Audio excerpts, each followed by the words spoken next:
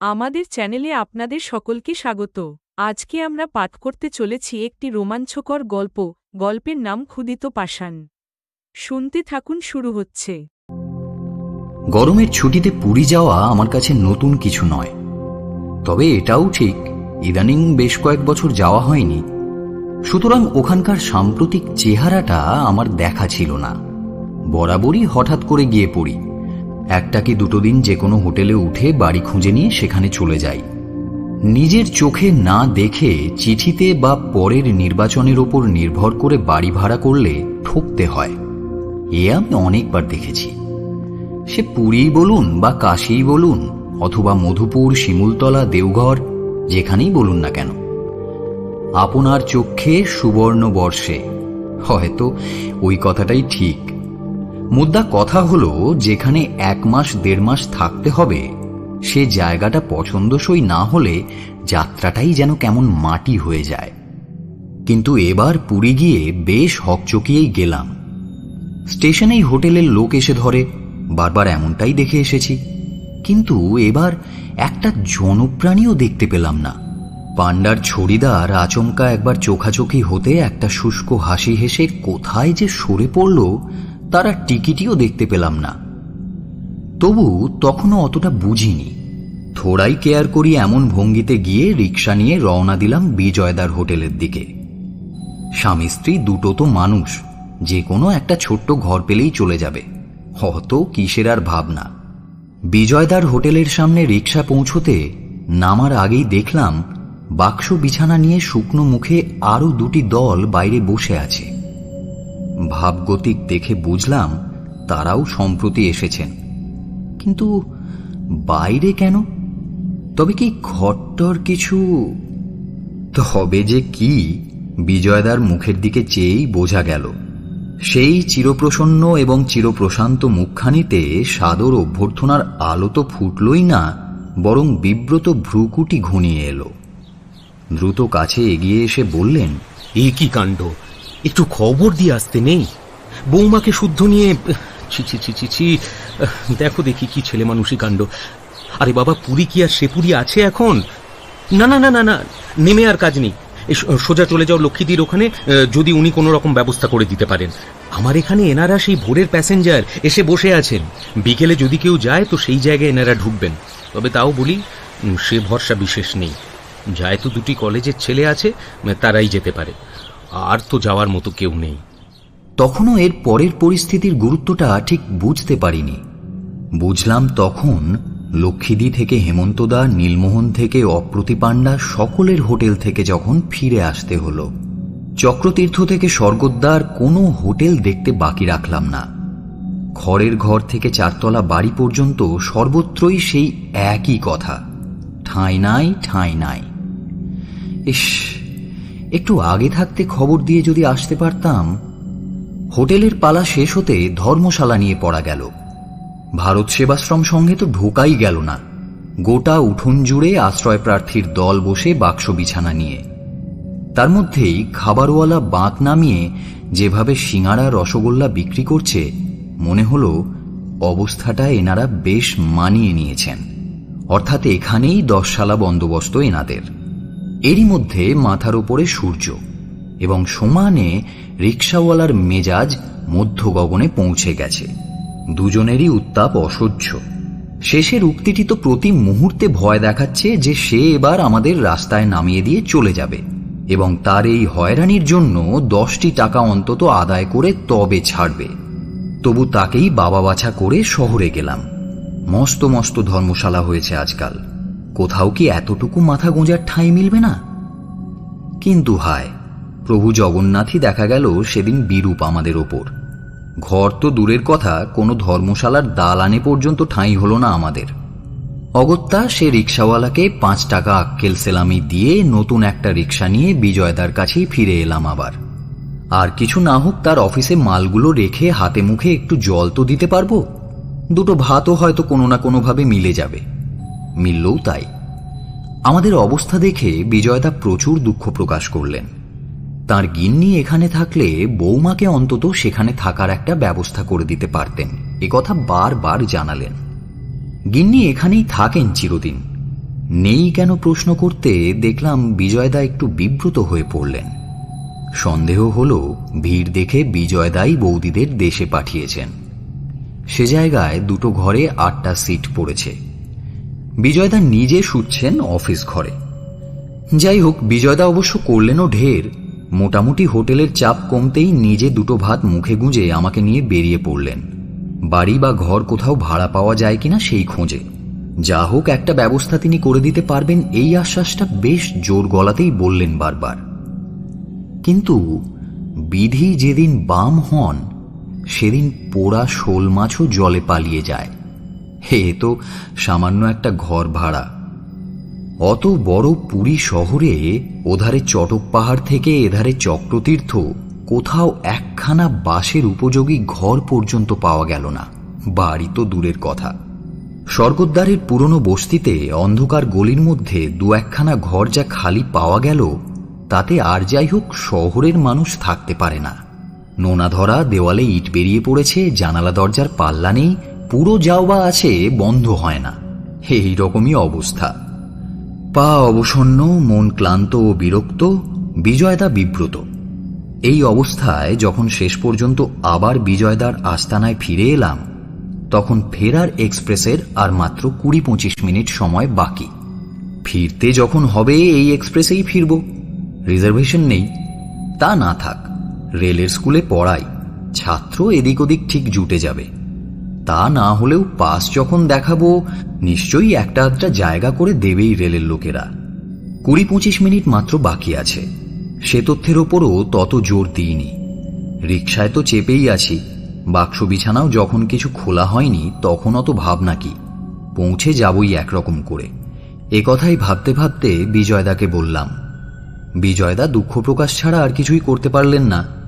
ভরসা করে থাকো, হে কথা বলারও উপায় নেই তার। কিন্তু হোটেলে ফিরে গিন্নির কাছে প্রস্তাবটা করতেই সে এক হাত জিভ কেটে বলল, বাপ রে, তাই কখনো হয়? এখানে এসে জগন্নাথ দর্শন না করে চলে যাব? সে আমার গলা কেটে পেললেও পারবো না। মণিকোটে না পৌঁছতে পারি, বাইরে থেকে একবার দর্শন করলেও তো শান্তি। এমনি ফিরে যাওয়া, না না, সে আমি পারবো না। কিন্তু এদিকে সময় যে একেবারেই নেই। এখন যদি ওঠো তাহলেও গাড়ি পাওয়া গেলেও যেতে পারে, তা না হলে তো। সে না পাই না পাবো, না স্টেশনের প্ল্যাটফর্মে পড়ে থাকবো সারা রাত, আর না হয় সকালে প্যাসেঞ্জারে চাপবো। এই তো পথে বসে 4 দিন কেটে গেল, রাতটা কি আর কাটবে না? আর বকাবকি করেও লাভ নেই, কারণ এইটুকু সময়ের মধ্যেই 5 মিনিট কেটে গেছে। এরপর হেলিকপ্টার ছাড়া আর ও গাড়ি ধরা সম্ভব নয়। হতাশ হয়ে বিজয়দার মুখের দিকে চাইলাম। বিজয়দার মুখেও সেই প্রসন্নতা আর নেই। তবু ক্লান্ত মুখে একটা হাসির ভঙ্গি করে বললেন, বসো তাহলে, কি আর করবে, চাটা খাও, তারপর বৌমাকে নিয়ে মন্দিরটা ঘুরে এসো। বরং শেষ অবধি আর কিছু না হয় আমরা 2 ভাই বাইরে একটা বিছানা পেতে শুয়ে পড়বো, আর বৌমাকে অফিস ঘরে ঘুমিয়ে পড়তে বলবো। একটা রাত তো ও কেটে যাবে, আর তো কোনো উপায়ও নেই।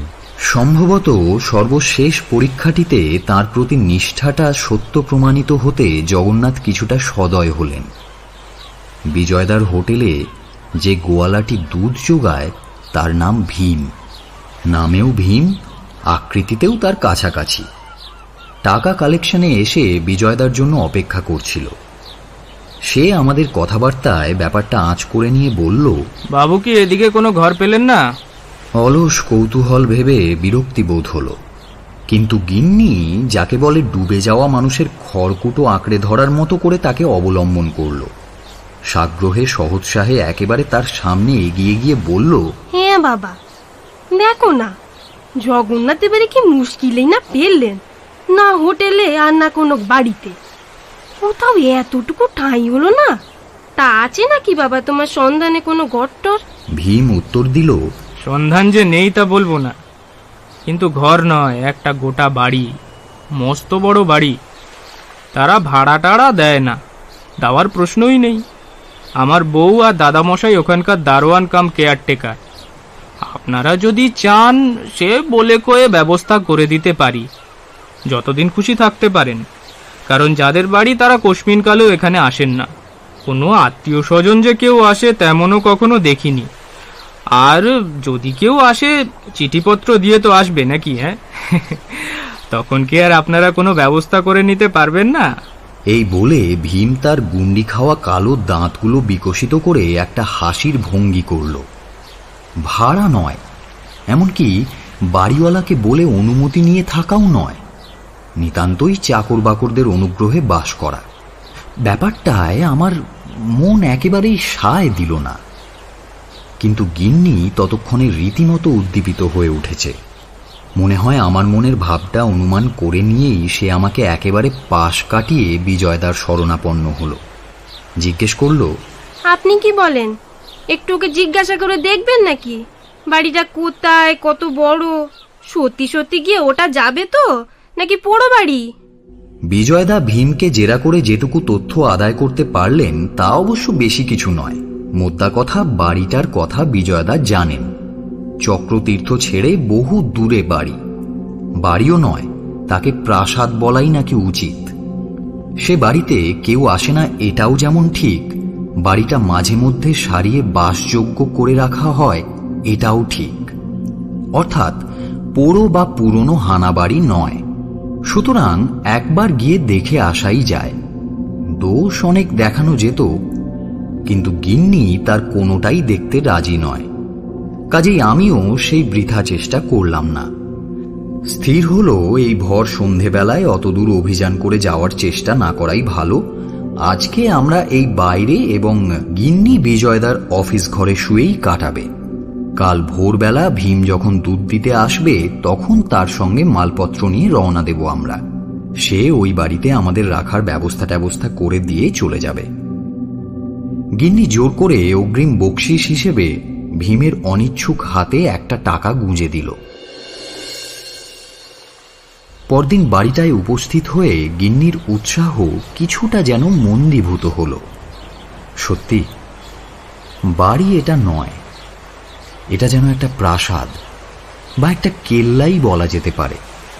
এখানে যেমন কালচে ধরনের বেলে পাথর হয়, আগাগোড়া বড় বড় সেই পাথরে গাঁথা বিরাট কম্পাউন্ডের মধ্যে। কম্পাউন্ড অর্থে বাগান নয়, বালির পাহাড় বা মরুভূমির মতো অত বড় জনহীন শব্দহীন বাড়িটা যেন একা নিঃসঙ্গ হয়ে দাঁড়িয়ে আছে, অথবা সোজা কথায় বলা যায় একেবারে থমথম করছে। বহুকাল পরে এই মাত্র গত বছরেই নাকি একবার মেরামত হয়েছে। সুতরাং দরজা জানালাগুলো ভাঙা বা নোনা ধরা দেওয়াল, পোড়ো বাড়ির চিহ্ন বিশেষ কিছু নেই। তবুও অত বড় বাড়িতে আমরা দুটো মাত্র প্রাণী থাকব। গিন্নি পাংশু মুখে দাঁড়িয়ে অনেকক্ষণ ধরে বাড়িটার দিকে চেয়ে রইল। ভেতরে যাওয়া বা জিনিসপত্র গুছিয়ে তোলা কোনোটাতেই তার তেমন উৎসাহ দেখা গেল না। গতিক দেখে একসময় চুপি চুপি বললাম, শোনো, দরকার নেই, চলো ফিরে যাই। দর্শন তো কাল হয়েছে, আজ ফিরে যেতে দোষ নেই। এখন গেলে প্যাসেঞ্জারটা ধরতেও পারবো। শ্রীমতী বোধহয় খুব একটা প্রতিবাদ করত না, কিন্তু ভীম প্রবল প্রতিবাদ করল। গিন্নির শুষ্ক মুখ আর আমার মৃদু কণ্ঠস্বরে আমাদের মনের ভাব অনুমান করতে তার বিশেষ অসুবিধে হয়নি।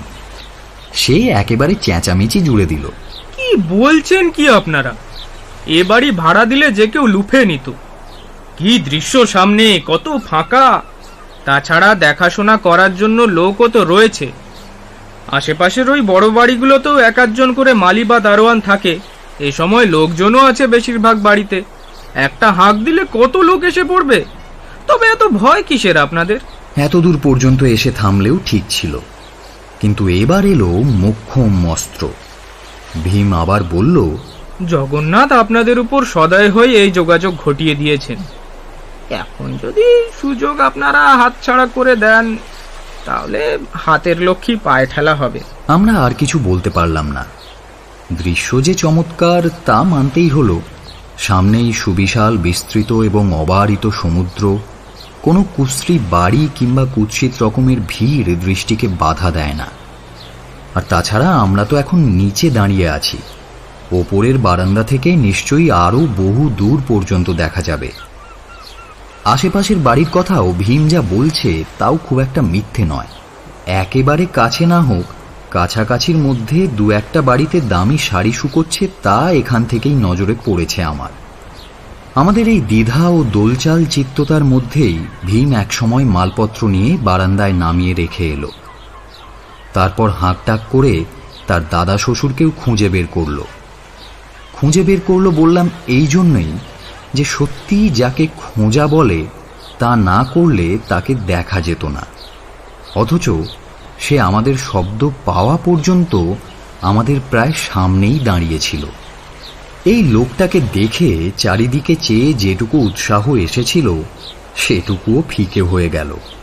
লোকটা কেমন যেন একটু সামনের দিকে ঝুঁকে রয়েছে, দৃষ্টি ঘোলাটে, কিন্তু তার মধ্যে কেমন যেন একটা আমাদের প্রতি বিতৃষ্ণা ভাব। পরে অবশ্য বুঝেছিলাম হে বিতৃষ্ণা তার সারা বিশ্ব ব্রহ্মাণ্ড সম্বন্ধে। এত বড় বাড়ি পড়ে আছে, কিন্তু সে দেখলাম সেখানে থাকে না। বাড়ির পূর্ব দক্ষিণ প্রান্তে দুটো তাল গাছের গুঁড়ি ঘষে লতা পাতা দিয়ে একটা পর্ণকুটির তৈরি করে তার মধ্যেই সে থাকে। পর্ণকুটিরটা নিতান্তই সামান্য, তার কোলে দু একটা আকন্দ ও নারায়ণী সেনার গাছ। লোকটার নাম কীর্তন। সেই কুটির বা ঝোপড়ার দরজাতে, অবশ্য ঠিক দরজা না, আসলে একটা আগর বলা যেতে পারে, সে এতক্ষণ স্থির হয়ে দাঁড়িয়েছিল। ভীম হাঁকটাক করে এগিয়ে যেতে নজরে পড়ল। গিন্নি এবার তার নিরুৎসাহ গোপন করল না, বলল, ও বাবা ভীম, তোমারও দাদা শ্বশুর দেখছি তো 3 কালগত তুত্তুরে বুড়ো। ওর ভরসা এখানে থাকবো কেমন করে? বাড়িতে তো জলও নেই, কে বা জল তুলবে আর কেই বা কাজকর্ম করবে? আমি তো আর সব পেরে উঠবো না বাবা। সেসব সমস্যা হবে না মা, এখানে এই পাশেই এক ঝি আছে মাতি, সে সব কাজকর্ম করে দিয়ে যাবে। আর এই যে দেখছেন কীর্তনচন্দ্রকে, এ দেখতে এরকম হলেও এখনো এক গাছা লাঠি নিয়ে দাঁড়ালে 3-3টে লেঠেলের মহড়া নিতে পারে। হাজার হোক জাত গোয়ালা, কবজির জোর কত, বাজার হাট কেনাকাটা সবও পারবে। তবুও আশঙ্কাটা পুরোপুরি গেল না ওর। কীর্তনের মুখের দিকে চেয়ে বলল, কি বলছো? ঝিটি পাওয়া যাবে তো? কীর্তন তার নিষ্প্রভ চক্ষু আমার গিন্নির মুখের ওপর রেখে কেমন একরকম শুষ্ক কণ্ঠে উত্তর দিল, হ্যাঁ পাওয়া যাবে। জল তোলা, কাপড় কাচা, মশলা পেশা, বাসন মাজা সব করবে। প্রতিদিন 12 আনা দিতে হবে। সারাদিন রাখতে হলে দুপুরে ভাত দিতে হবে। আর যদি রাত্রে থাকতে হয়? না না না না না, রাত্রে থাকবে না, ভোরে আসবে, রাত্রে রাগিয়ে চলে যাবে। ও কি হবে গো, এত বড় বাড়িতে তুমি আর আমি থাকতে পারবো? হ্যাঁ বাবা ভীম, তা রাত্রে তুমি এসে থাকতে পারো না? না হয় তোমাকে কিছু দিতাম। আমার 8-10টা গরু মা, রাত 2টোয় উঠে গোয়ালে ধোয়া দিতে হয়, রাত 4টে থেকে গায়ে দোয়া শুরু হয়, নইলে আমার আর থাকতে কি বাধা বলুন? তবে উদ্বিগ্ন মুখে আমার দিকে তাকালো সে। চারিদিকে ভালো করে তাকিয়ে একবার দেখে নিলাম। নতুন রৌদ্রে ঝলমল করছে চারিদিক। নীল সমুদ্র আরও নীল হয়ে উঠেছে নির্মেঘ আকাশের প্রতিফলনে। বড় লোভনীয় দৃশ্য, আর বাতাস বড়ই মধুর। সমস্ত দেহটা যেন জুড়িয়ে দিচ্ছে। প্রকৃতির এই চেহারার দিকে চাইলে কোনো বিপদের কথা আন্দাজই করা যায় না। সন্ধে এবং অন্ধকার এখনো বহু দূর। দেখাই যাক না, যাহাই 52 তাহাই 53। একটা তো রাত কেটেই যাবে, তেমন একটা অসুবিধে হবে না। কাল সন্ধ্যের আগেই চলে যাব। নীল সমুদ্র দেখতে দেখতে বোধহয় নেশা হয়ে গিয়েছিল। সেই নেশা গিন্নিকেও খানিকটা পেয়ে বসেছিল। সেও সেই প্রকাণ্ড প্রকাণ্ড ভেঙে পড়া ঢেউগুলো দেখতে দেখতে কেমন যেন অন্যমনস্ক হয়ে পড়ল। সেই অবসরে কীর্তন দোতলার একটা ঘর খুলে ঝাঁট দিতে লেগে গেছে। ভীম মালপত্র ওপরে তুলে নিজেই 2 বালতি জল দিয়েছে ওপরের বাথরুমে। এরপর আর ধুলো পায়ে ফিরে যাওয়ার কোনো প্রশ্নই ওঠে না, আর আমরাও কোনো প্রশ্ন তুলতে পারলাম না। কিন্তু দিনের উৎসাহ রাতে মিলিয়ে গেল। দিনের আলোর রেশ মেলাবার আগেই মিলিয়ে গেল মনের আলো। এ বাড়িতে যে ইলেকট্রিক নেই সেটা আগে কেউ বলেনি। বিশেষ লাইন আছে, সুইচ আছে, হোল্ডার আছে, অথচ কারো মধ্যে প্রাণ শক্তিটুকু নেই। অবশ্য এটা আমাদের বোঝার কথাও নয়। হুঁশ হলো যখন বিকেলে বেড়াতে যাওয়ার আগে কীর্তনকে জিজ্ঞেস করলাম, আচ্ছা বাল্ব কি পাওয়া যাবে নাকি কিনে আনতে হবে দু একটা? বাল্ব? ও বাল্ব দিয়ে কি হবে? বিজলি কোথায়? তার মানে জেরা করে যা জানা গেল তা অতি পরিষ্কার। এখানে ইলেকট্রিসিটির কোনো লাইন নেই। প্রায় 2 বছর হলো এ বাড়িতে কেউ আসেনি। বর্তমান মালিক এ বাড়ি বিক্রি করে দেবেন বলে বিজ্ঞাপন দিয়েছিলেন। বাড়ির চেহারা দেখে কেউ আর দাম পর্যন্ত জিজ্ঞাসা করেনি না। সেই জন্য এই কিছুদিন আগেই বাড়ি মেরামত করা হয়েছে। এখন যে বসবাসের যোগ্য মনে হচ্ছে এই হলো তারই ফল। আবারও বিজ্ঞাপন দিয়েছেন কর্তারা, কিন্তু এতদিন ধরে এ বাড়ি ভাঙা আর পতিত অবস্থায় দেখা গেছে যে আর কেউ দেখতেও চায় না। তা তো হলো, কিন্তু এখন আমাদের উপায় কি? হোটেলে থাকবো বলে এসেছিলাম, লণ্ঠন আনার কথা তাই মনেও পড়েনি। তা এই যা জোর হাওয়া দিচ্ছে দেখছি, মোমবাতি প্রদীপ কোনো কিছু তো জ্বালাও সম্ভব না। হে অগত্যা আবার ওদেরই শরণাপন্ন হলাম। জিজ্ঞেস করলাম, তা হ্যাঁ বাবা কীর্তন, কি হবে এখন? আমি কি করে জানবো কি হবে? ওসব আমার দরকার পড়ে না। সন্ধ্যা হওয়ার সঙ্গে সঙ্গেই আমি শুয়ে পড়ি। কখনো কখনো ওঠার দরকার হলে অন্ধকারেই উঠি। একটা প্রদীপ আর তার দেওয়াশলাই আছে। কখনো কখনো দরকার পড়লে সেটাতে আলো জ্বালাই। এদিকে আমি কোথায় পাবো? হ্যাঁ তা অবশ্য ঠিক। মাতিকে একবার বলে দেখো না। বেশ উৎকণ্ঠিত হয়ে প্রশ্নটা করি এবং শেষ পর্যন্ত মাতি বা মাতঙ্গিনী ব্যবস্থা করে দেয়। প্রতিদিন 1 আনা ভাড়ায় নিজের অদ্বিতীয় হ্যারিকেনে তেল ভরে জেলে দিয়ে যায়। সে নাকি এমনই আলো, আমরা তা জ্বালতে পারবো না। আলোটির আরও একটা গুণ দেখলাম, সামান্য বাড়াতে গেলেই এমন ধোঁয়া বের হতে থাকে যে দেখতে দেখতে চিমনি অন্ধকার হয়ে যায়। অগত্যা আবার সেই চিমনি মুছে যেমন মিটমিট করে জ্বালিয়েছিল সেই অবস্থাতেই রেখে দিতে হলো। ওতেই যা আলো টালো হয় আর কি। এরপর আর বেড়াতে যাওয়ার রুচি বা সাহস কোনোটাই রইল না।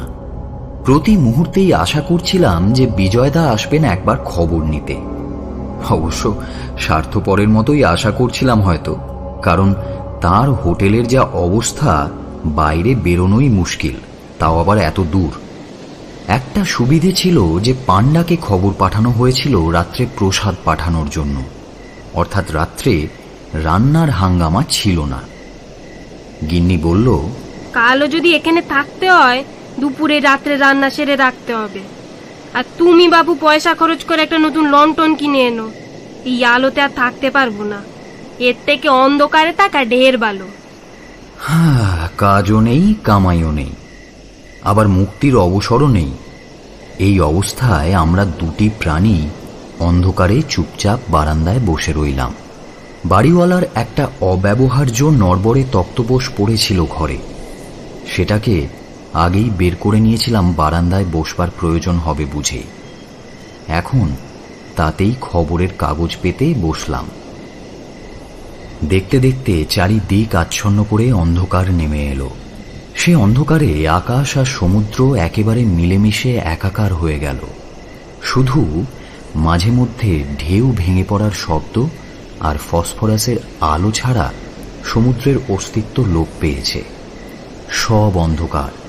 দূরে দূরে দু একটা বাড়িতে যে আলো দেখা যাচ্ছে সেগুলোকেও আকাশের তারা বলেই মনে হয়।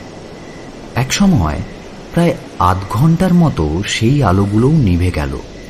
বুঝলাম এদিককার কারেন্ট বন্ধ হয়ে গেছে। পুরীতে এটা প্রতিদিনের ঘটনা।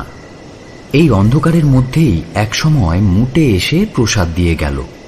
সেও এক বিচিত্র ব্যাপার। 19-20 বছরের জোয়ান ছোকরা, কিন্তু কিছুতেই সে ওপরে উঠতে রাজি হল না। বেশ দৃঢ় স্বরেই জানিয়ে দিল যে নিতে হয় নাও, না হলে আমি প্রসাদ নিয়ে ফিরে যাচ্ছি। মোদ্দা কথা, এ বাড়িতে সে এই অন্ধকারে ঢুকবে না কিছুতেই, এমনকি রকে পর্যন্ত উঠবে না। সিঁড়ির শেষ প্রান্তে দুটো বাঁধানো চত্বরের মতো রয়েছে, তারই একটাতে গুন্ডি বা হাঁড়িগুলো নামিয়ে দিয়ে সে চলে গেল। রাগ হলো খুব। একবার মনে হলো ফিরিয়ে দিই, কিন্তু তারপরেই মনে পড়ল সেই চিরকালীন প্রবাদ বাক্য, চোরের ওপর রাগ করে মাটিতে ভাত খাওয়া। শেষ পর্যন্ত সামলে নিলাম। একেই যাচা অন্ন, তার ওপর মহাপ্রসাদ, ফিরিয়ে দেওয়াটা ঠিক নয়। তাছাড়া ঘরে কিছু নেইও। এই নিবন্ধপুরীতে কোনো খাবারওয়ালাও ঢু মারবে না যে রসগোল্লা জাতীয় কিছু কিনে খাবো। এই প্রসাদ ফিরিয়ে দিলে একেবারে পেটে খিল দিয়েই শুয়ে থাকতে হবে। অগত্যা নিজেরাই গুন্ডিগুলো বুকে করে তুলে ওপরে নিয়ে এলাম। নির্জন ঘর, কর্মহীন উৎসাহহীন জীবন, সমুদ্রের উদ্দাম ঠান্ডা বাতাস। সঙ্গে তেমন বইপত্রও নেই যে একটু পড়াশুনো করব। অবশ্য থাকলেও বিশেষ সুবিধে হতো না, পড়ার মতো আলো নেই। খবরের কাগজটাও পাওয়া যায়নি। এখানে কে কাগজ দিতে আসবে? শুধু দুই প্রৌঢ় এবং প্রৌঢ়া মুখোমুখি বসে থাকা। আমাদের জীবনের গল্প করার বিষয়বস্তু ফুরিয়ে এসেছে বহুদিন। সুতরাং রাত 8টা বাজার আগেই ঘুমে ঢুলতে শুরু করলাম দুজনেই। খানিকটা এমনি ঢোলার পর দুজনেরই প্রায় এক সময়ে মনে হলো, এমন কুঁড়ের মতো বসে থেকে লাভ কি? মিছিমিছি প্রসাদটাকে করকরে করা। এখানে এসেছি তো বিশ্রাম করার জন্যই। একটু আগে শুয়ে পড়লে আর দোষ কি? এখানেও যে কলকাতার মতো ঘড়ি ধরে 10টায় খাওয়া আর 11টায় শুতে যাওয়া বজায় রাখতে হবে এমন কোনো আইন তো নেই। চিন্তা মাত্রই কাজটা সেরে ফেললাম। খাওয়া দাওয়া চুকিয়ে শুয়ে পড়লাম।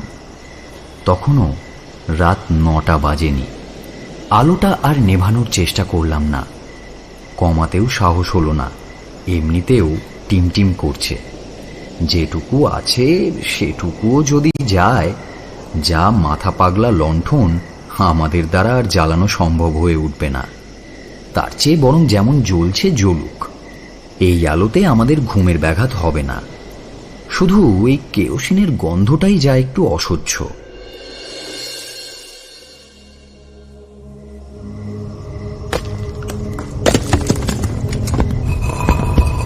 প্রথমটাই অত বুঝতে পারিনি। ঢেউ ভাঙায় এমন প্রবল শব্দ হলো এই সময় যে অন্য কোনো শব্দ কানে যায়নি, অথবা অন্য কোনো শব্দ তরঙ্গ ভাঙার শব্দ থেকে পৃথক করে নেওয়া যায়নি। সে শব্দে তো আমরা অভ্যস্তই, সে শব্দের মধ্যেই তো ঘুমিয়েছি। তবে এমন ঘুমটা হঠাৎ ভেঙে গেল কেন? দুজনেরই প্রায় একসঙ্গে ঘুমটা ভেঙেছে, আর একই সঙ্গে লক্ষ্য করেছি ঘরটা অন্ধকার। লণ্ঠনটা এর মধ্যে কখন জানি নিভে গেছে। আশ্চর্য, নিজে দাঁড়িয়ে তেল ভরিয়েছি, এর মধ্যে তো নেভার কথা নয়। আর তাছাড়া কেরোসিনের এমন তীব্র গন্ধই বা কেন? ওগো শুনছো, আলোটা নিভলো কেন? পাশ থেকে ফিসফিস করে উঠল গিন্নি। কি জানি, ও সলতেটা বোধহয় ছোট ছিল, অত লক্ষ্য করা হয়নি তখন। জোর করেই একরকম আশ্বস্ত করার চেষ্টা করলাম তাকে। নিজে অতটা নিশ্চিন্ত হতে পারি না, কারণ যা মৃদুভাবে জ্বলছিল তাতে তেল এমন কিছুই পোড়ার কথা নয়। সলতে যত ছোটই থাক, গোড়াতে যদি জ্বলে থাকে এখনো জ্বলা উচিত। তবু তখনও ঘুম ভাঙার কারণটা বুঝতে পারিনি, অথবা কোনো বিশেষ কারণে যে ঘুম ভেঙেছে তাও বুঝিনি। বুঝলাম একটু পরে। এবার আর একটা শব্দ হলো, কিন্তু শব্দটা ঢেউ ভাঙার শব্দ বলে মনে হলো না। ঢেউ ভাঙার শব্দের সাথে আলাদা করে নিতেও অসুবিধে হলো না খুব একটা। এ ধরনের কোনো শব্দ এর আগে তো শুনিনি, এমন ভয়াবহ গম্ভীর। বহুদিন আগে বিহারের সেই প্রচণ্ড ভূমিকম্পের সময় বিহারের একটা শহরে ছিলাম। তারও 10 বছর আগে 1924 সালে যমুনার বন্যার সময় বৃন্দাবনে ছিলাম। দুদিনই অল্পের জন্য প্রাণে বেঁচেছিলাম। কিন্তু যে কথা বলছিলাম, বড় পাকা বাড়ি ভেঙে পড়ার শব্দ ঢের শুনেছি। মনে হলো এই গোটা বাড়িটার যেন হাড়মর্মণি ব্যারাম ধরেছে, অথবা এই প্রকাণ্ড পাথরের বাড়িটাকে কে যেন বজ্র মুষ্টিতে পিষে দিচ্ছে। তারই হাড়গোড় ভাঙার শব্দ শোনা যাচ্ছে। মাত্র কয়েক মুহূর্ত, কিন্তু তাতেই যেন বুকের স্পন্দন থেমে গেল, দেহের রক্ত হিম হয়ে গেল কিছুকালের জন্য। এমন ভয়ঙ্কর, এমন পৈশাচিক, অথচ এত গম্ভীর একটা শব্দ, ঠিক যে কি শুনলাম তা কাউকে বোঝাতেও পারবো না কোনোদিন। সমুদ্রের ঢেউ ভাঙার শব্দ নয়, এমনকি বাড়ি ভেঙে পড়ার শব্দও এটা নয়। তবে তবে এটা কি? সত্যিই কিছু শুনেছি তো, নাকি এও স্বপ্ন? কিছুই যেন বুঝতে পারছি না। মাথার মধ্যে কেমন যেন সব গোলমাল হয়ে যাচ্ছে। কোনো একটা সুস্পষ্ট চিন্তার সূত্র যে ধরব সেটাও পারছি না। জড়সড় হয়ে পড়ে রইলাম দুজনেই। ভয় যে এর আগে পাইনি তা নয়, কিন্তু যথার্থ ভয় পাওয়া কাকে বলে আজ তা বুঝলাম। আর ভয় পেলে মানুষ যে এমন পাথর হয়ে যায়, ভয়ে যে এমন একটা শারীরিক কষ্ট হয়, তাও আজ প্রথম অনুভব করলাম। ঘরের মধ্যে হু হু করে উদ্দাম সমুদ্রের হাওয়া বইছে ঝড়ের মতো। ঘরে শুয়েও শীত করছিল সেই হাওয়ায়। কিন্তু এখন ঘামে বালিশ বিছানা সব ভিজে গেছে। মনে হলো কোথাও কোনো হাওয়া নেই। প্রাথমিক বিহ্বলতা কেটে যেতেই কিন্তু মানুষের সহজাত আত্মরক্ষার চিন্তাটা প্রবল হয়ে ওঠে। অত ভেবেচিন্তে কিছু হয় না। হয়তোবা এটাও ভয়েরই আর একটা চেহারা।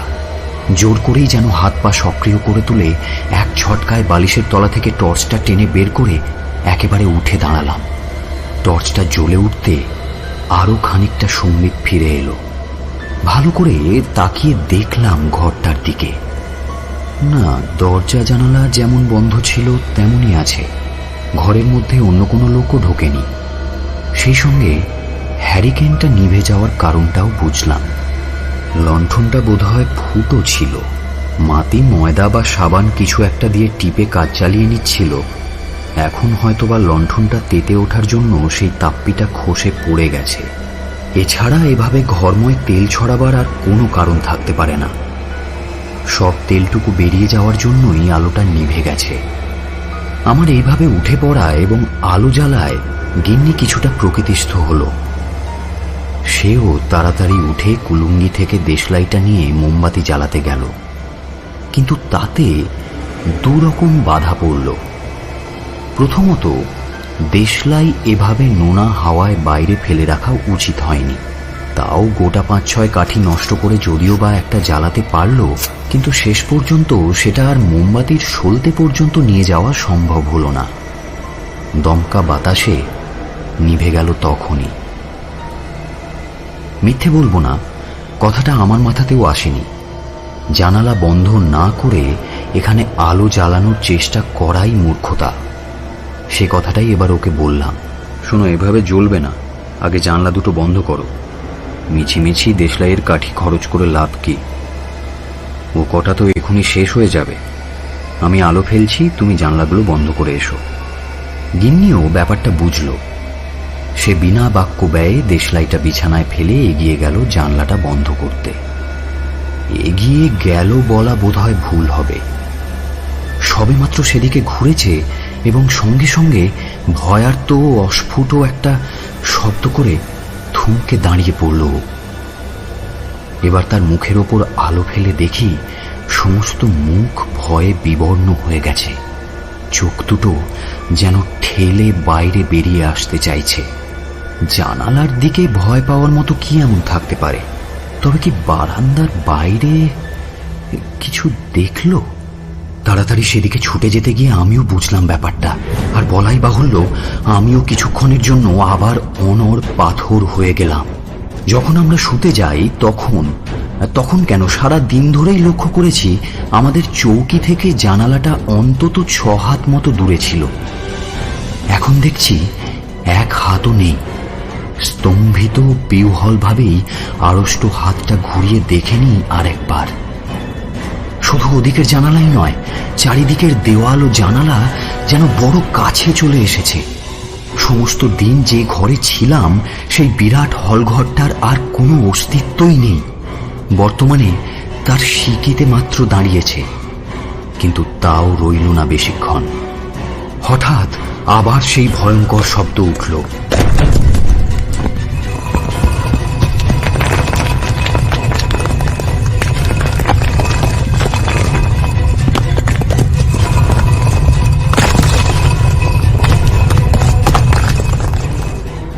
বাড়িটার পাষাণ দেহ যেন কোনো অদৃশ্য অশরীরী শক্তি তার বজ্র মুষ্টিতে চেপে ধরছে।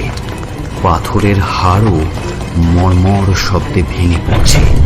তারই মধ্যে চোখে পড়ল, চোখ না পড়েও উপায় ছিল না অবশ্য, কারণ বড় কাছে এসে পড়েছে দেওয়ালগুলো। স্পষ্ট দেখলাম আমাদের সামনের দেওয়ালটা একটু একটু করে আমাদের দিকেই এগিয়ে আসছে। অর্থাৎ বাড়িটাকে কেউ চেপে ধরেনি, এই পাষাণ পুরী তার প্রস্তর কঠিন মুঠোতে আমাদের চেপে ধরার চেষ্টা করছে। ঘরটা ক্রমশ আরো ছোট হয়ে আসছে। প্রথম সচেতন হয়ে উঠল আমার গিন্নি। সে পাগলের মতো গিয়ে ঝাঁপিয়ে পড়ল দরজাটার ওপর। হাতড়ে হাতড়ে খিল খুলে এক হাতে আমার হাত ধরে টানতে টানতে বেরিয়ে পড়ল ঘর থেকে। বাইরের বারান্দাও সরু হয়ে এসেছে ততক্ষণে। আমার টর্চের ক্ষীণ আলোতে স্পষ্ট দেখলাম একটু একটু করে আরো সরু হচ্ছে। কোনো মতে সামলে সে এবং আমি ছুটতে ছুটতে গিয়ে সিঁড়ি ধরলাম। উঁচু বাড়ির প্রশস্ত ঘোরানো সিঁড়ি কেমন যেন সরু হয়ে এসেছে। একজনের যাওয়াটাই কষ্টকর। প্রতি মুহূর্তেই মনে হচ্ছে রেলিংয়ের আর দেওয়ালের জাঁতাকলে আটকে যাব যদি ঠিক মতো নামতে না পারি। যদি কোথাও তাড়াহুড়ো করে পা পিছলে যেত তাহলে নির্ঘাত আটকে যেতাম। নেহাত গুরুবল বা জগন্নাথের কৃপা, সে কথা আজ স্বীকার করছি। সেই মুহূর্তে জগন্নাথ, রাম, কোনো ঠাকুর দেবতার কথাই মনে পড়েনি। সেই ভয়ঙ্কর বিপদকালে যেটা সবচেয়ে মনে রাখা দরকার, গুরুদত্ত বীজ মন্ত্র উচ্চারণ করার কথাও মনে পড়েনি তখন। কোনো মতে ধাপগুলো পেরিয়ে এসে নিচের বারান্দা এবং সেখান থেকে এক লাফে বাড়ির বাইরে উঠোনে এসে পড়লাম। এতক্ষণ অব্দি গিন্নি চৈতন্য হারায়নি বা আমার হাতের মুঠো আলগা করেনি, কিন্তু এখন নিরাপদ মুক্তির মধ্যে এসে সে অজ্ঞান হয়ে পড়ল। আমিও যেন সমস্ত শক্তি হারিয়ে ফেলেছিলাম। সেখানেই সেই বালির ওপর আমিও এলিয়ে পড়লাম তখনই। তারপর আর কিছু জানি না। ওপরের তারা ভরা আকাশও চোখের সামনে অন্ধকারে মিশে একাকার হয়ে গেল। আর কোনো জ্ঞান আমার ছিল না। যখন নিজের পারিপার্শ্বিক সম্বন্ধে সচেতন হয়ে উঠলাম তখনও দিনের আলো ঠিকঠাকভাবে ফোটেনি, কিন্তু রাতের অন্ধকার বিবর্ণ হয়ে এসেছে। সকাল হতে খুব একটা বেশি দেরি নেই বুঝতে পারলাম। ধর্মর করে উঠে বসতেই নজরে এলো গিন্নি তখনও সেই একইভাবে পড়ে রয়েছে, আর আমাদের থেকে কিছু দূরেই প্রশান্ত মুখে একটা ঘটি হাতে বসে আছে কীর্তনচন্দ্র। ঘটি করেই বোধহয় জল এনেছিল, কারণ উঠে বসার সঙ্গে সঙ্গে টের পেয়েছি আমার মাথা থেকে কপাল ও ঘাড় বেয়ে জল গড়াচ্ছে।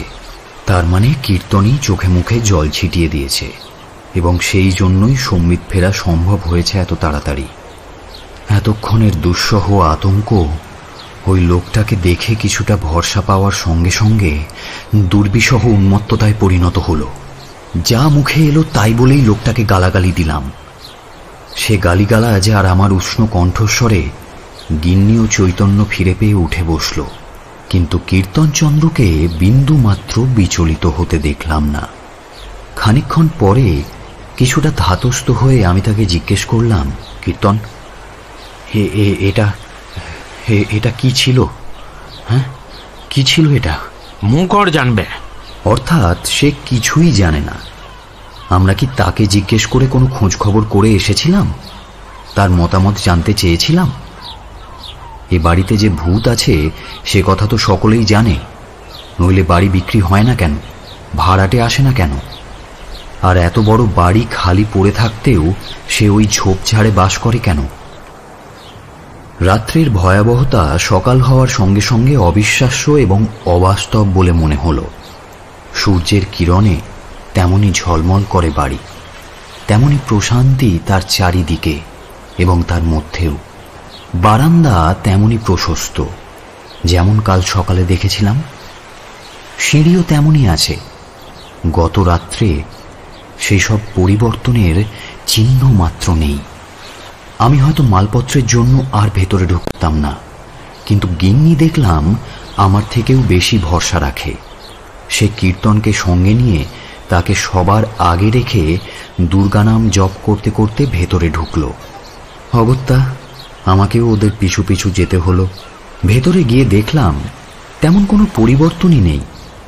আমাদের শোবার ঘরও তেমনি মাঠ ময়দানের মতো ফাঁকা পড়ে আছে। এমনকি বিছানার উপর দেশলাই বাক্সটাও পড়ে রয়েছে। সেদিকে চেয়ে সবটাই একটা দুঃস্বপ্ন বলে মনে হতে লাগলো। সেই দিকবিদিক জ্ঞানশূন্য ভয়টা নিতান্তই ছেলে মানুষই বলে মনে হলো, হাস্যকর ছেলে মানুষই, শুধু একটা ব্যাপার ছাড়া, হ্যারিকেনটা। হ্যারিকেনে তেল যে সবটুকু নিঃশেষ হয়ে বেরিয়ে বহু দূর পর্যন্ত মেঝেতে পরিব্যাপ্ত হয়ে আছে, সেটা স্বপ্নও নয়, কল্পনাও নয়। হ্যারিকেনটা তুলে দেখলাম কোথাও কোনো তাপ্পি খসে যাওয়ার চিহ্ন মাত্র নেই। এমনকি কোনো ফুটোও চোখে পড়ল না। সলতেটাও অনেকটাই বড়, এক ফোঁটা তেল থাকলেও জ্বলত।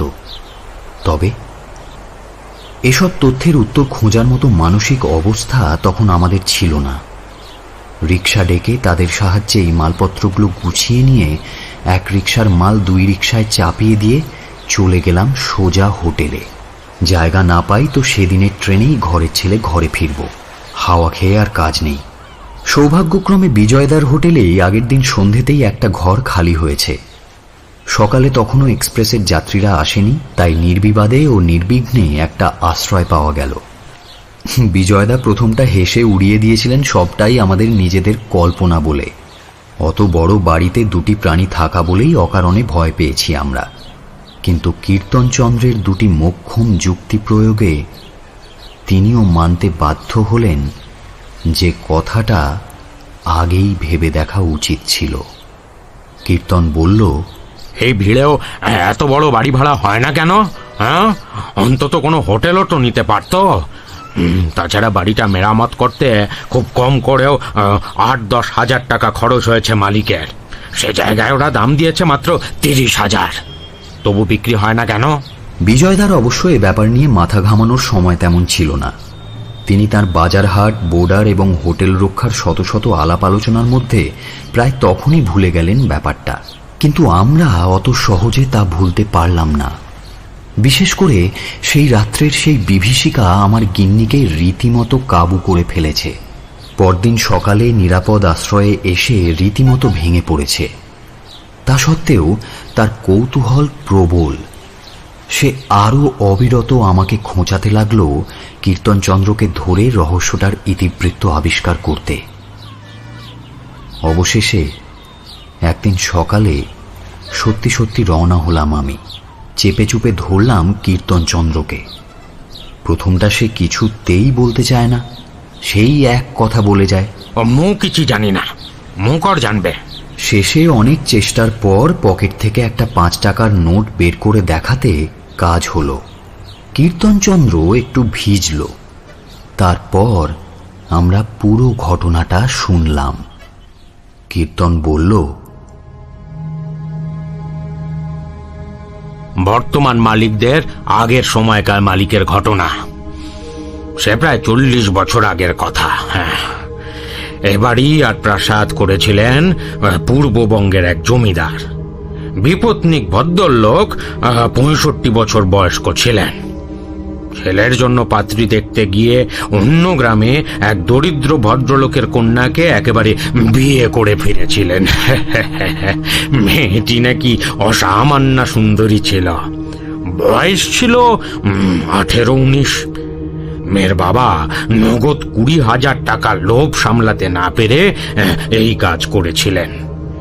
মেয়ে ললিতা ঋণগ্রস্ত বাবা আর তার আরো 3টি অবিবাহিত মেয়ের মুখের দিকে চেয়ে নিজে থেকেই এই আত্মদানে রাজি হয়েছিল। তার নাকি তত দোষ ছিল না, সে সত্যই আত্মদান হিসাবে নিয়েছিল। বৃদ্ধ স্বামীকে সেবা যত্ন করতে কোনো ত্রুটিও করেনি সে। গোলমাল বাঁধল অন্য জায়গায়। প্রথমটা নতুন মা নিয়ে ঘরে আসাতে বঙ্গচন্দ্রবাবুর পুত্রকন্যারা একেবারে বেঁকে দাঁড়িয়েছিলেন। বিশেষ করে তার ছোট ছেলে, যার জন্য পাত্রী দেখতে গিয়ে এই কাজ করেছিলেন বঙ্গচন্দ্র। সে নাকি দা নিয়ে কাটতে গিয়েছিল বৃদ্ধ বাবাকে। শেষ পর্যন্ত ললিতারই চোখের জলে সবাই শান্ত হয়। ললিতা নাকি সকলের হাতে পায়ে ধরে বঙ্গচন্দ্রকে বাঁচায়, পুত্র ও পুত্রবধূদের মন জয় করে নেয়। কিন্তু সেই ছোট ছেলে আনন্দই ক্রমে ক্রমে নতুন মার একটু বেশি অনুরক্ত হয়ে পড়ে। ললিতা প্রথমটায় এই ঘনিষ্ঠতা এড়িয়ে চলত, কিন্তু শেষে সেও একটু নরম হয়ে পড়েছিল। আনন্দ বোঝালো যে ললিতার উপর তার ন্যায়সঙ্গত ও ধর্মত দাবি আছে। তারা কিছু অন্যায় করছে না, বাপের অন্যায়ের প্রতিকার করছে মাত্র। ব্যাপারটা বেশি দিন চাপা রইল না। বঙ্গচন্দ্র স্ত্রীকে নিয়ে দেশ ত্যাগ করলেন। কলকাতা এলেন, সেখান থেকে কাশী, সেখান থেকে বোম্বাই, কিন্তু কোথাও গিয়ে নিশ্চিন্ত হতে পারলেন না। সন্দেহ জিনিসটাই এমন যে একবার মাথায় ঢুকলে ব্যাধি বিশেষের বীজাণুর মতো ক্রমশ ছড়িয়ে পড়ে, কিছুতেই নিঃসংশয় হতে দেয় না মানুষকে। হ্যাঁ, শেষে বঙ্গচন্দ্রের এমন দশা হলো যে কোনো শহরে গিয়েই তিনি শান্তি পান না।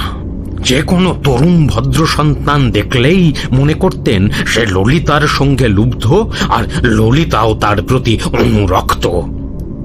ঘুরে বেড়াতে বেড়াতে তার মনে পড়ল পুরীর এই বাড়ির কথা। তৈরি করার পর একবার মাত্র এসেছিলেন। নির্জন জায়গা, কাছাকাছি বিশেষ কোনো লোকবসতিও নেই, এইখানটাই নিরাপদ মনে হলো তার। কিন্তু ললিতাও তখন ক্ষিপ্ত হয়ে উঠেছে।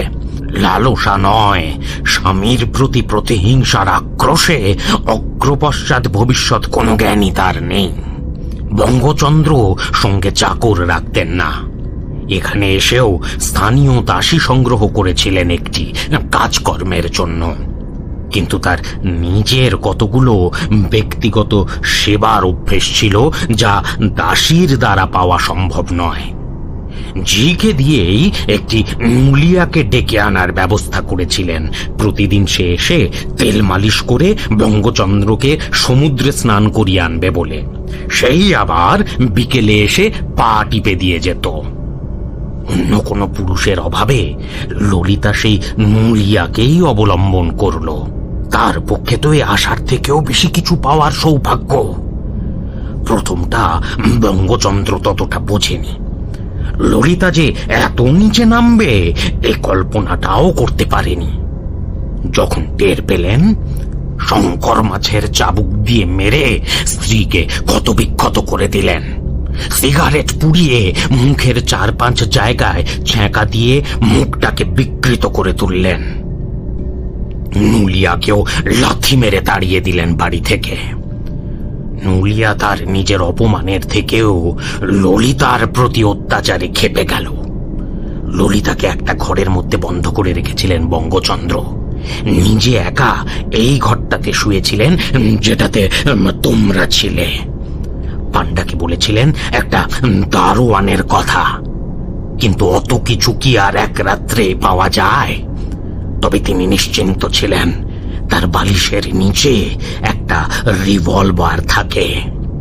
মজবুত দরজা বন্ধ করে শোবেন, কি আর করবে তারা? নুলিয়াও সেটা জানত। সে এক অদ্ভুত পথ বার করল। পাঁচিল দেওয়ার জন্য জানা হয়েছিল, সঙ্গে চূর্ণ ছিল নিচের ঘরে। ললিতাকে মুক্ত করে দিয়ে দুজনে রাতারাতি চুনবালি দিয়ে ওই ঘরের দরজা ওর জানলা গেঁথে নিশ্চিদ্র করে দিল। আগে জানলা, পরে দরজা। জানলা বন্ধ করতেই ঘুম ভেঙে গেছিল বুড়োর। আগেই ভাঙতো, কিন্তু ঘুমের ওষুধ খেতেন বলে এমন অস্বাভাবিক গাঢ়ভাবে ঘুমোতেন। হাওয়া বন্ধ হতে তবে ঘুম ভেঙেছিল। তখন দরজা গাঁথা চলছে। বাইরের থেকে আগেই শেকল তুলে দিয়েছিল এরা। বুড়ো মানুষের চিৎকার কান্নাকাটি বিশেষ বাইরে পৌঁছয়নি, আর পৌঁছবেই বা কি করে? শুনবে কে? সেটা বর্ষাকাল, পুরীতে লোক এমনিতেই কম। তাছাড়া তখন এদিকে অত বাড়িও হয়নি, বহু দূরে দূরে দু একটা বাড়ি, তার মধ্যেও লোকজন তেমন ছিল না। পরের দিন পান্ডা এসেছিল। ললিতা নিচেই ছিল। দু একটা কথা বলে বিদায় করে দিয়েছে। স্টোভে পুড়ে গিয়েছে বলে নিজের অবস্থা সে সামলে নিয়েছে। জিকে আগের দিনই বিদায় করে দিয়েছিলেন বঙ্গচন্দ্র। এদের কথা জানতো, তবু তাকে জানায়নি বলে। নতুন জি পান্ডার এনে দেওয়ার কথা ছিল। ললিতা সেটাও বন্ধ করে দিল জি পাওয়া গেছে বলে। এরপর 2-3টা দিন ওরা এখানেই থাকে। ওদের মনে শান্তি ছিল না, কারণ বঙ্গচন্দ্র নাকি ওই অবস্থাতেও পুরো 2 দিন বেঁচে ছিলেন। তার ক্ষীণ কণ্ঠস্বর ও দরজা ধাক্কানোর শব্দ বাইরের কেউ না শুনুক, ওরা ঠিক শুনেছে। অবশেষে এক সময় সেসব শব্দই নীরব হয়ে গেছে, কিন্তু ওদের কান নীরব হয়নি সম্ভবত। ক্রমাগত সেই আর্তনাদ আর বিলাপ ওদের কানে বেজেই চলেছে। আর তাছাড়া নিজেদের ভবিষ্যতের চিন্তাটাও তার বাস্তব চেহারা নিয়ে এবার ওদের সামনে দাঁড়িয়েছে। শেষে দুজনেই নাকি এ বাড়ির অন্য ঘরে গলায় দড়ি দিয়ে আত্মহত্যা করেছিল। ডাক্তারদের অনুমান ললিতাই প্রথমে, নুলিয়া পরে। বেশ কয়েকদিন পর পান্ডাই খবর নিতে এসে আবিষ্কার করেছিল এই ব্যাপার। সেই পুলিশে খবর দিয়েছিল। পুলিশ এসে দেওয়াল ভেঙে বঙ্গচন্দ্রের গলিত সব দেহ উদ্ধার করেছিল। তার ছেলে মেয়েরাও এসেছিল। সৎকার ইত্যাদি করেই চলে গেছিল। তারা এ বাড়ির জন্য আর কিছুই করেনি। যুদ্ধ বাঁধতে প্রথম সুযোগই বেচে দিয়ে নিশ্চিন্ত হয়েছিল। কিন্তু তার পরের মালিকেরা অত সহজে রেহাই পায়নি। অনেক চেষ্টা করেছেন ভাড়া দেওয়ার কি বিক্রি করার, কোনোটাই হয়নি। কোনো ভাড়াটেই এক রাত্রের বেশি টিকতে পারেনি। আর সেই জন্যই দুর্নাম ছড়িয়ে পড়ায় এ বাড়ি বিক্রিও হয়নি। কীর্তনের অনুমান, যদি আমরা টিকে যাই তো সেই কথাটা প্রচার হলে হয়তো বিক্রির সুবিধে হবে। এই লোভেই ভীম আমাদের এখানে এনে তুলেছিল। ভীম নাকি একটা বড় সাইড বিজনেস, মানে বাড়ির দালালি করে। তবে সেটা অনুমানই, কারণ এরপর আমরা যে কদিন ছিলাম ভীমের টিকিটিও খুঁজে পাইনি। তাকে নাকি জরুরি কাজে দেশের বাড়িতে যেতে হয়েছিল। তার ভাই দুধের যোগান দিতে এসে সেই রকম অজুহাতই দিয়েছে। আমাদের গল্পটি ভালো লেগে থাকলে অবশ্যই একটি লাইক, কমেন্ট এবং সাবস্ক্রাইব করতে ভুলবেন না। ভালো থাকবেন বন্ধুরা।